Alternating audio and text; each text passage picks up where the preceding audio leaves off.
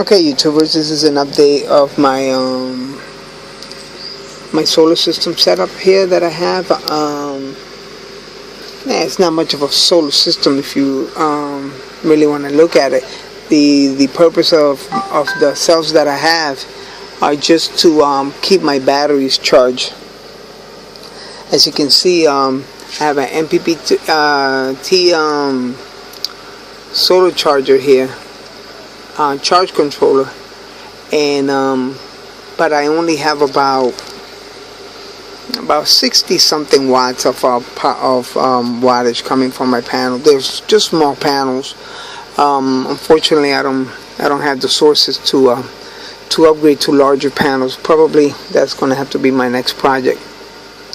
That way I can keep the batteries not only fully charged, but also charged while keep charging them while I'm using them. Right now, you know, anything that I turn on more than 60 watts is going to require that the battery is drained, and then I'm going to have to probably go to my backup power supply to charge them overnight.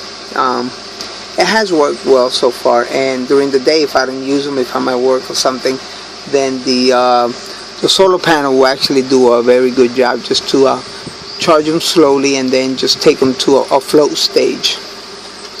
At the present time, the upgrade that I did was I have a pure sine wave inverter. This one is made by PowerBright. It's a pure, like I mentioned, pure sine wave. Works pretty good. It's only 1,000 watts. Right now I'm only pulling 27 watts because what happens is the entire area here that I work at is kind of small, but I'm not able to have a bigger space to work at. But anyway, the fan is pulling the wattage that we mentioned earlier. This is an inverter that I'm working on, a 3,000 watt inverter.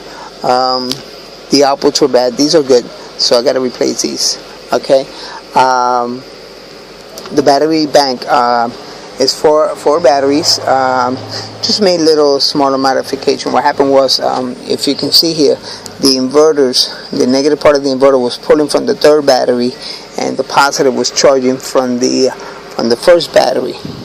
And what happened was the last battery, even though I have very heavy cables, it was acting. I mean, there was nothing really wrong with it, but I figured I just go ahead and connect this solid copper bar to the last one. I actually broke this the bolt here, so I had to just put a nut on it, and I got this battery terminal. I got this copper bar here, and I connected my my shunt to it. So the negative from the two inverters is actually going to the first battery, while the positive of all the inverters are actually going to the first battery. And then the positive for the charge controller is going way over here on the negative. I'm talking about the negative one. It's going all the way to the other negative, and the positive is on this side. So I'm actually crisscrossing them, and it seems to work pretty good. I don't know if there's another idea on how to do it, but that's the way I have it hooked up, and it hasn't given me any problems yet. The cable here with the 3,000 amp A&L fuse and the 0 gauge wires are actually going to my 3,000 watt modifying sine wave inverter here. And as you can see, I have it connected on my terminal block, so I'm using the full power of it. This is actually a very good 12 gauge wire, which is enough to carry the amperage that I'm going to be pulling. I have it going through this connector here, another 12 gauge plug, and it's going right to my transfer switch. It's an automated transfer switch that I modify by adding a couple more relays. And one of these days I'll pull the lid open and show you how I was able to do it. So it's real complex, so but it works pretty good. The way it is, it's got short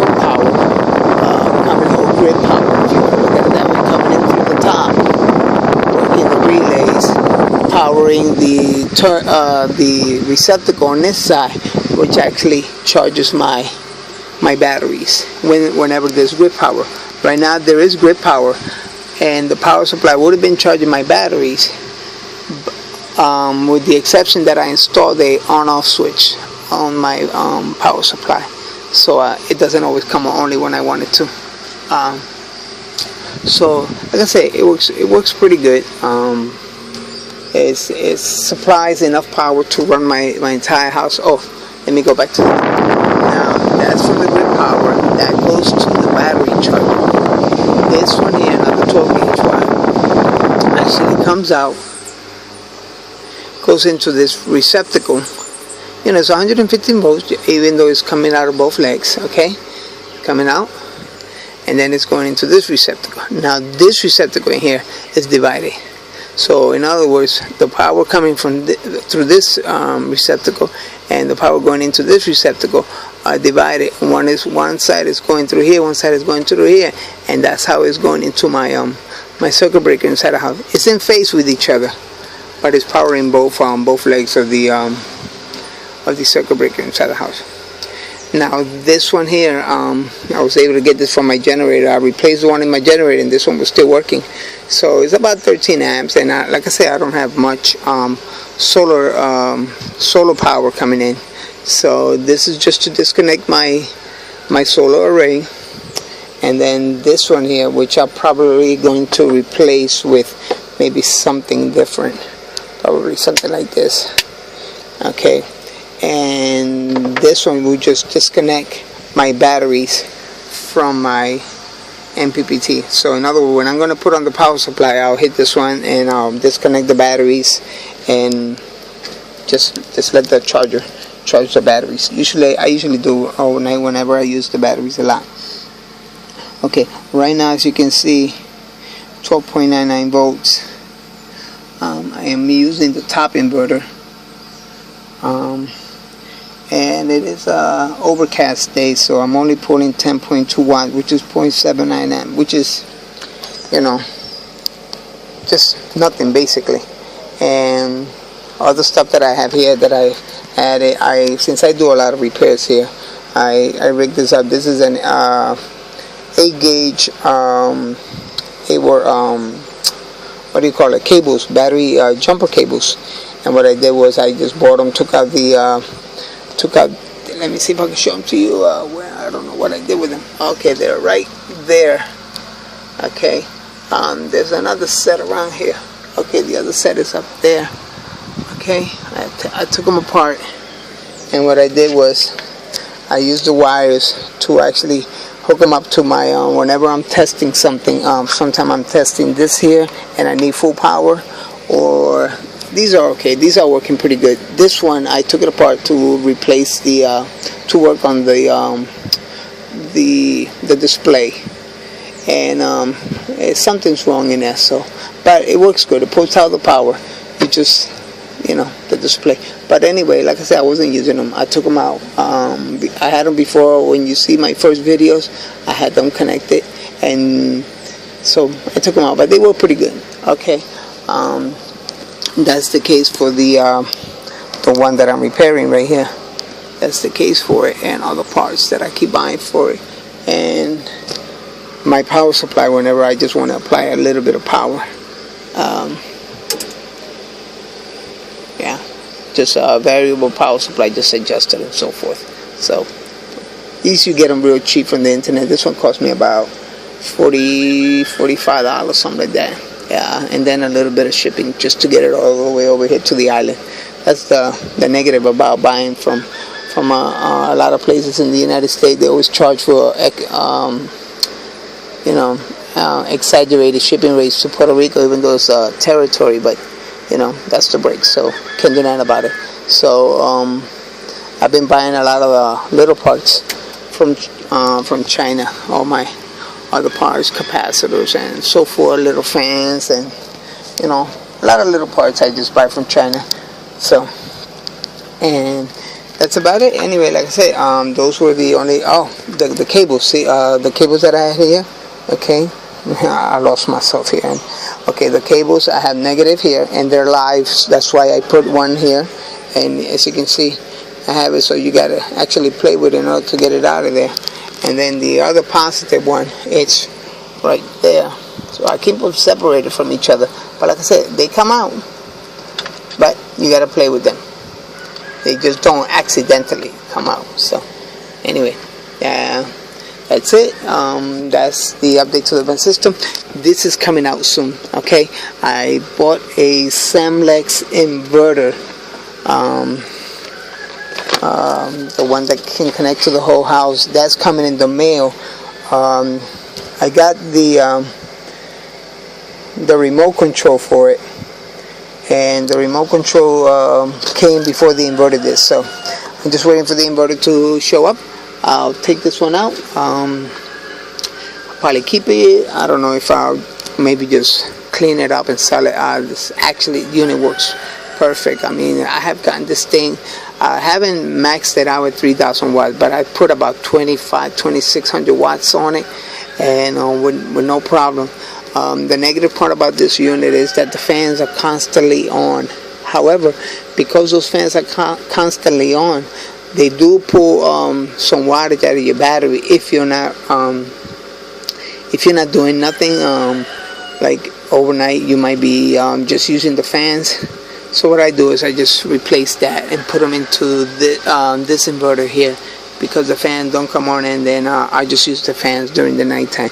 But during the day, if we have no grid power, then I go ahead and use this one, because it doesn't matter if the fans are on or not. If I'm going to be running the refrigerator, the fans, computers, and all the other stuff, then the fans actually, even though they pull a little bit of wattage, they do keep the unit real nice and cool.